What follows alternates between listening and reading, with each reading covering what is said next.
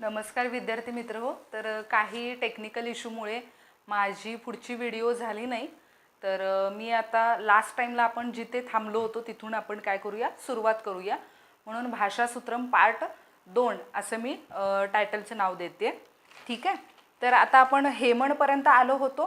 हेमण सोने, योमण आकाश, योमण आकाश, प्रेमण प्रेम, प्रेमण प्रेम, सामण सलोखा, सामण सलोखा, धामण घर, धामण घर, लोमण केस, लोमण केस, दिश दिशा, दृश दृष्टी, दृश दृष्टी, वाणिज्य व्यापारी, वाणिज्य व्यापारी, ऋत्विज ब्राह्मण, ऋत्विज ब्राह्मण, भीषज वैद्य, भीषज वैद्य, आणि स्त्रज म्हणजे माळ, स्त्रज माळ.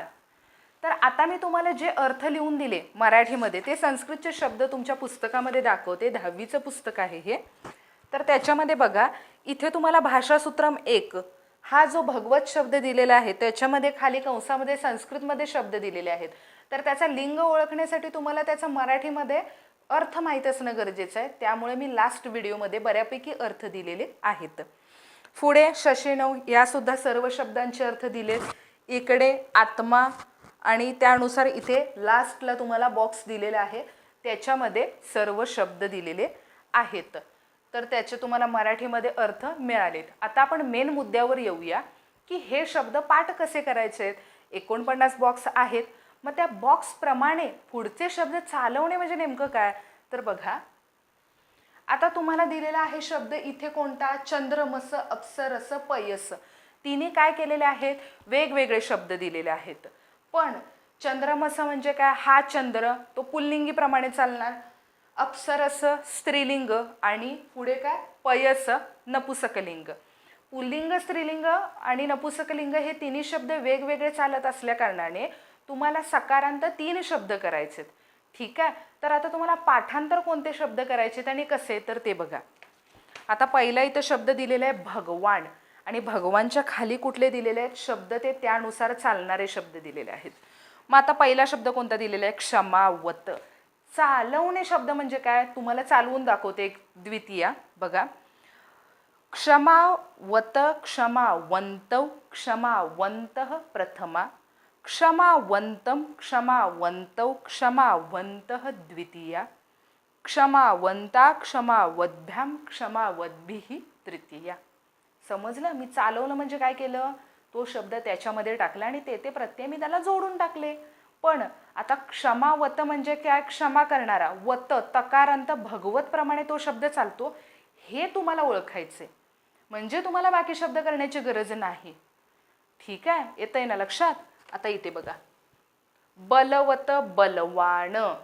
मग आता भगवत बलवान, हा बलवान म्हणजेच पुल्लिंगी शब्द झाला, तो भगवत प्रमाणे चालणार.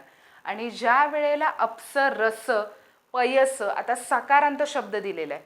तर चंद्रमस तुम्ही एक पाठांतर केलात, मग चंद्रमसाप्रमाणे पयस किंवा हा चालणार नाही. कुठला, अप्सरस, का तर तो स्त्रीलिंगी आहे आणि नपुसकलिंगी आहे. त्यामुळे ज्याचा अंत आहे त्याचे तिन्ही लिंगामधले 3 शब्द पाठ असणं तुम्हाला गरजेचं आहे. अगदी सोप्यात सोपं मी तुम्हाला जेवढं करून देता येईल तेवढं मी करून देते. फक्त तुम्ही काळजीपूर्वक ऐकून घ्यायचे माझं लेक्चर. बघा, भगवत प्रमाणे कोणते चालतात, हे सर्व चालतात. म्हणजे भगवत तुम्हाला पुल्लिंगी करायचं आहे.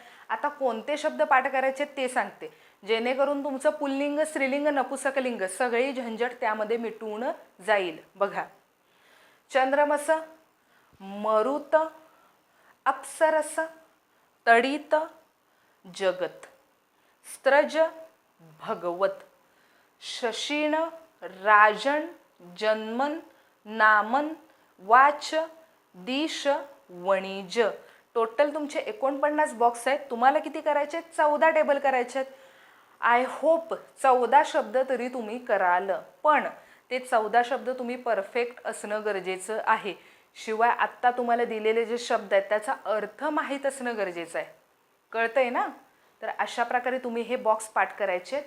ह्या अंताप्रमाणे मी तुम्हाला काय केलेले आहेत, हे बॉक्स पाठांतर करायला दिलेले आहेत आणि यापैकीच तुम्हाला पेपरमध्ये येणार. फक्त काय चालवायचे कसे, मराठीमध्ये अर्थ दिले तर सगळे पेपरमध्ये येणारच आहेत. ठीक आहे, पण हे काय करायचे आहेत, कंपल्सरी पाठ केल्यानंतर तुम्हाला दुसरे करण्याची गरज नाही. तर आता आपण एक्सरसाइज बघूया. पहिले 2 प्रश्न बघणार आहे आपण भाषा सूत्रम 1ची. आता पहिला इथे चार्ट दिलेला आहे बघा तुम्हाला. नृपह, चित्रामध्ये नृपह आहे आणि पाणी आहे. ठीक आहे, म्हणजे ढग आहेत ते. प्रतिपादिका म्हणजेच काय, जर तुम्ही माझ्या आधीच्या संस्कृतच्या बेसिक व्हिडिओज पाहिल्या असतील बेसिक ग्रामरच्या, तर तुम्हाला प्रतिपादिकमचा अर्थ कळेल. प्रतिपादिकम म्हणजेच मूळ शब्द. आता मूळ शब्द काय, राजाचा नृपह, म्हणून तिथे नृपह दिलाय. प्रथमा एकवचन काय, नृपह. त्याच्या पुढे व्यंजनांतम. आता इथे स्वरांतम होतं, बरोबर आहे ना? स्वरांतम म्हणजे काय, ज्या शब्दाचा अंत स्वर आहे तो स्वरांत आणि ज्याचा अंत व्यंजन आहे तो व्यंजनांत. पलीकडे व्यंजनांतचं प्रतिपादिकम म्हणजेच काय, मूळ शब्द बघा काय काय आहेत, राजन, बुभृत, क्षामभृत, महिक्षित. आता हे सगळे काय समानार्थी शब्द आहेत राजाचे. पलीकडे बघा, प्रथमा एकवचन व्यंजनांतचं लिहायचं आपल्याला, राजा, बुभृत, क्षामभृत, महिक्षित आहे असं तुम्हाला इकडे पलीकडे लिहायचंय. कळतंय ना? प्रतिपादिकम जे आहे तेच लिहायचं आहे. राजा, भूभृत, क्षामभृत, महिक्षित. दुसरं दिलेलं आहे, ढग दिलेले आहेत ते म्हणजेच काय, जलद, पाणी देणारे, जल देणारे. प्रतिपादिकम. प्रथमा एकवचन जलदह, दच्या पुढे 2 विसर्ग. आता प्रतिपादिकम व्यंजनांत काय, पयोमुच. पयोमुच म्हणजे काय, ढग. जलद म्हणजे सुद्धा ढग. आता जलद, द जरी व्यंजन असलं, जलद, आहे स्वरांत म्हणून जलद. आणि पयोमुच चकारांत शब्द आहे म्हणून पयोमुच. चकारांत म्हणजेच कोणता, व्यंजनांत आला. पयोमुच, पयस पाणी किंवा दूध. पयोमुच काय आले ह्याची ती प्रथमा एकवचन विभक्ती, पयोमुचः. समजले? दोन्हीचा अर्थ एकच होतो. ढगापासूनच आपल्याला पाणी मिळतं ना, म्हणून इकडे जलद म्हणजे पाणी, पयोमुच म्हणजे सुद्धा पाणी. हा आपला बॉक्स आता पूर्ण झालेला आहे, तुम्हाला समजला असेल. दुसरा बघायचा, चतुर्थ पदम लिखत. वाणी, वान्या तृतीया केलेले आहे. त्याचप्रमाणे वाच, वाच्या, चला या जोडायचा आहे. दुसरं जल, जलात. पयस, पयसा. प्राज्ञः, प्राज्ञान. त्याचप्रमाणे धीमत, धीमतः. नदी, नदीनां. सरित, सरिताम. इथे आपलं भाषासूत्रम 1 पूर्ण एक्सप्लेन करून झाले. शिवाय एक्सरसाइजमधले आपण पहिले 2 प्रश्न घेतलेले आहेत. पुढील एक्सरसाइज आपण नेक्स्ट लेक्चरला घेऊया. ठीक आहे, तुम्हाला बॉक्स कसे पाठांतर करायचे लक्षात आलं असेल. एक्झामसाठी बेस्ट लक.